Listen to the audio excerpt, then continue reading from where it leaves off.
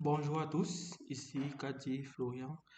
Aujourd'hui, nous allons introduire une nouvelle grande partie de notre programme qui s'intitule Node-RED. Et ceci va faire l'objet de toute une playlist parce que c'est un super grand outil.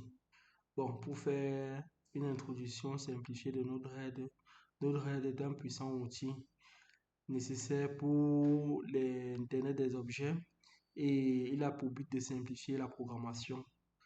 Ok, le Node-RED que nous allons utiliser généralement dans notre cas de figure sera installé sur le Raspberry Pi. Et j'avais bien rappelé que dans la majeure partie du cas, lorsque nous allons utiliser le Raspberry Pi, ça sera comme le serveur. Et Node-RED, deuxième point, utilise ce qu'on appelle la programmation visuelle, c'est-à-dire permet de connecter des blocs et ces blocs sont ce qu'on appelle des nodes.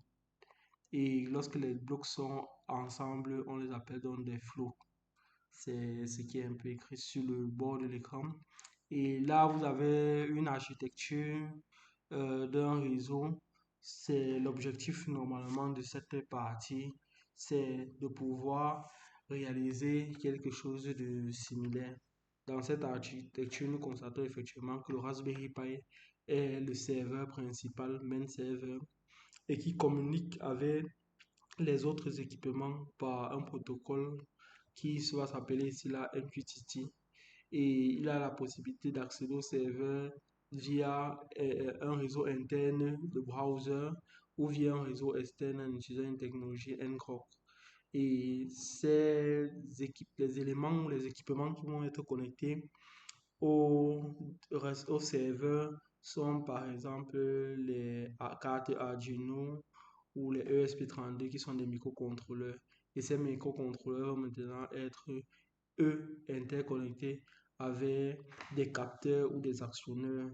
Et nous avons un exemple d'une série ici, le capteur de température, capteur de fumée, lecteur de cartes RFID, ampoule, détecteur de présence, détecteur d'humidité et bien d'autres.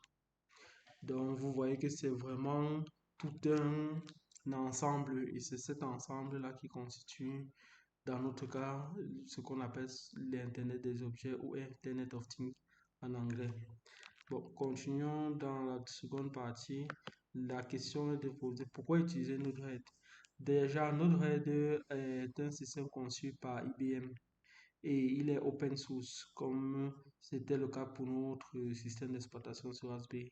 Ça veut dire que le code est ouvert et modifiable. Et le Raspberry Pi utilise bien Node-RED, qui sera le cas dans notre pro avancé. Bon, l'avantage aussi d'utiliser Node, c'est qu'on va perdre moins de temps à faire écrire du code pour la partie serveur et se concentrer vraiment sur la partie fonctionnelle.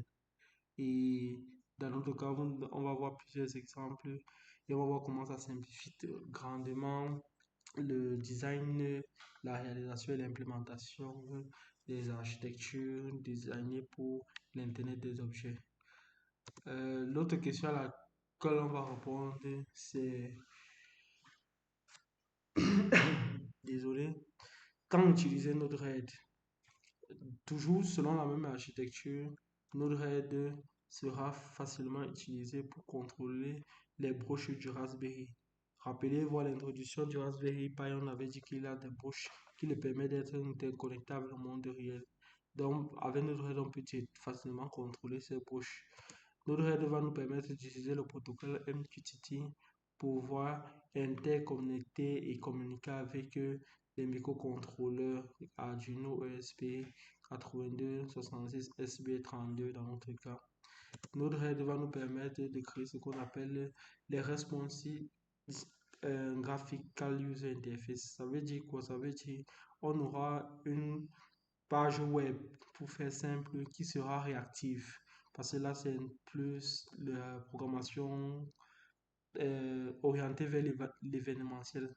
Bon, dans la pratique, vous comprendrez mieux, mais c'est que la page web réagit instantanément par rapport à un événement qui se passe dans le monde réel. Donc, s'il y a un changement de température, peut-être d'un degré, la page web va automatiquement réagir. La page Node-RED est aussi facilement interconnecté avec les services tiers. Par exemple, if that happen, do that dans le premier site là, c'est if then that, ça va permettre d'interconnecter avec plusieurs autres services de notre réseau. On a Adafruit.io, on a TeamSpeak et bien d'autres. Un autre élément important, c'est que on peut recevoir des informations directement des serveurs web.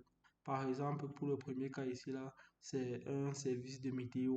Service de météo, on peut recollecter directement les informations sur un service web. On a les stock prices, les marchés financiers. On a par exemple les emails et bien d'autres. On peut créer ce qu'on appelle les trigger time, c'est-à-dire qu'un temps de déclenchement. On peut par exemple décider que, constatant que dans la journée, un événement se réalise peut-être tous les 5 heures ou toutes les 6 heures chaque matin. On crée donc un trigger qui va faire que tous les 6 heures à ce moment-là, le système va faire quelque chose lié à cette horloge. On a la possibilité de sauvegarder et de collecter les données facilement depuis des serveurs, des bases de données. Et enfin, bon, on va dire que il y a plusieurs exemples qui vont permettre de facilement avoir une prise en main rapide de notre aide. Et on passe à la prochaine partie qui commence à être intéressante, c'est comment on fait pour l'installer proprement dit. Lorsque nous avons dans notre Raspberry Pi, nous pouvons facilement passer en faisant ceci, partant directement sur les vides de commande et utiliser la commande bash avec le lien marqué ci-dessus pour pouvoir se rendre directement sur la page, pour télécharger directement le contenu sur notre Raspberry Pi. Et ça va prendre environ une trentaine de minutes pour pouvoir installer tout notre RAID avec ses dépendances. Une fois que notre RAID est installé, nous pouvons par exemple configurer de façon à ce qu'il se démarre aussitôt que le système démarre en partant et en utilisant la commande sudo systemctl enable node-RED.service.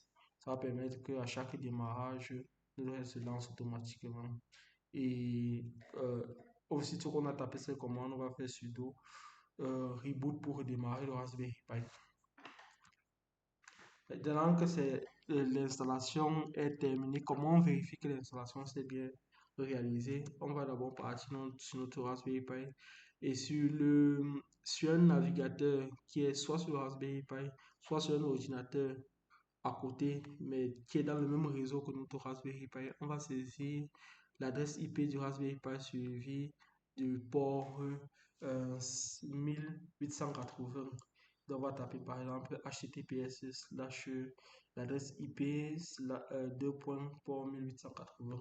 Dans notre cas précis, c'est 192.168.2.1880 et une page comme celle-ci va se lancer. C'est la page d'interfaçage de notre aide. Si ce n'est pas le cas, ça veut dire que l'installation ne s'est pas bien déroulée.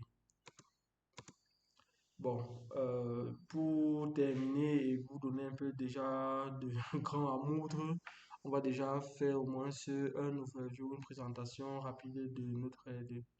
Comme nous avons mentionné tout à l'heure, nous allons lancer l'interface de notre aide en utilisant la procédure qu'on vient de rappeler. Taper l'adresse IP de Raspberry Pi suivi de le port 1880 pour accéder à l'interface. Les différentes sessions de notre aide seront, on va diviser d'abord pour un premier temps en cinq grands blocs. On aura la partie tout à l'extrême gauche qui aura les nodes. On aura la partie du milieu où on aura les flows qui seront, quand on dépose les nodes, on prend les nodes, on les met sur l'interface principale de travail et lorsqu'on les connecte, on a des flows.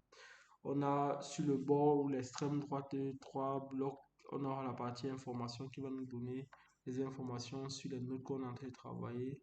On aura la partie debug qui va nous permettre de débugger notre programme pour savoir comment il s'exécute. On aura la partie deploy save qui va permettre de déployer notre serveur aussitôt fonctionnel et enregistrer automatiquement les informations, les changements aussitôt qu'il a été déployé.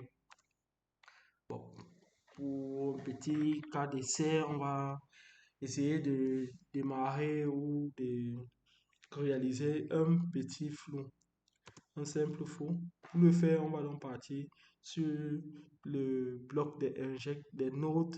On va chercher le node qui s'appelle inject.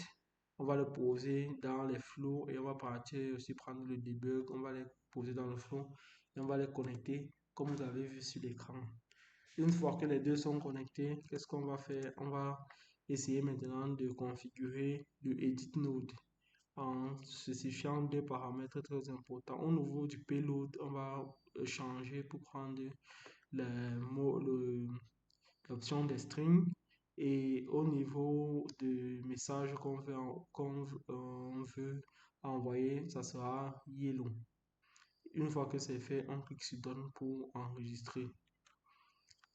Pour modifier arriver à ce niveau, vous pouvez aussi double-cliquer directement sur le node pour afficher cette page. Lorsque c'est le cas, on aura terminé de configurer les nodes et avoir notre float, on va juste cliquer sur Deploy. Deploy va nous permettre de non seulement lancer le programme et enregistrer simultanément. Une fois que c'est fait, on teste notre node en faisant quoi? C'est qu'on regarde au niveau du debug. À chaque fois qu'on va cliquer sur le bouton qui est à côté de notre inject, le trigger, on va voir un message qui va s'afficher au niveau du debug. Donc à chaque fois qu'on clique, il envoie un message au niveau du debug avec le temps auquel le message sera arrivé. Et ainsi, vous voyez que la page sera réactive à l'événement de clic sur le Inject Node. Ceci fait, nous avons donc réalisé un exemple assez classique et basique juste pour voir le Node-RED, comment il fonctionne. Et je vous invite donc au prochain module ou à la prochaine vidéo. On va voir comment utiliser déjà le Node-RED pour contrôler le, les ports, une LED directement sur les ports du Raspberry Pi en question. Toujours dans ce format et on va pouvoir embrayer dès la prochaine séance sur la partie implémentation réelle. Sur ce, nous nous séparons et nous nous disons à une prochaine vidéo. Je vous invite déjà à vous enregistrer, à vous abonner à cette page et à liker pour pouvoir recevoir les notifications lorsque les nouvelles vidéos vont sortir. Bonne soirée.